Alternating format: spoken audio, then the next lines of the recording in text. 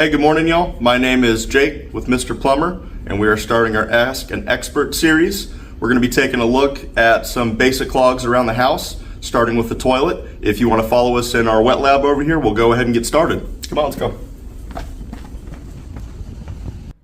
All right, guys, well, welcome to a wet lab where we've got live plumbing, HVAC, and electrical to help train and teach here at Mr. Plumber.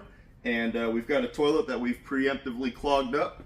And as you can see, yep, looks like we're dealing with a little bit of a clog and it's not working like it needs to be.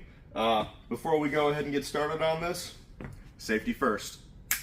All right, guys, well, now that we've got our gear on, let's go ahead and get started. And typically you probably have a plunger in the house and that may take care of it, but realistically, I recommend maybe investing in a basic hand crank auger at Home Depot or Lowe's, $20–$30, but I will be using a little bit nicer one.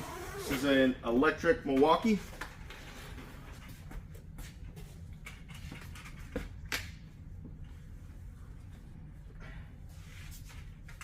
And biggest key when using something like this is you want to make sure it has this rubber bottom.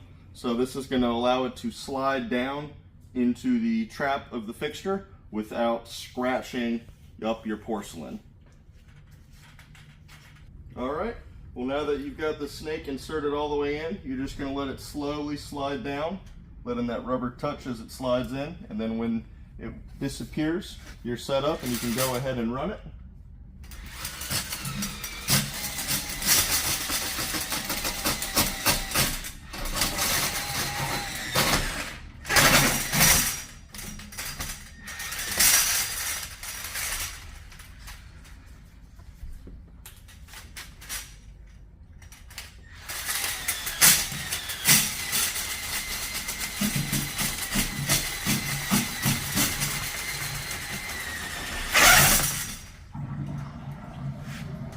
There we go.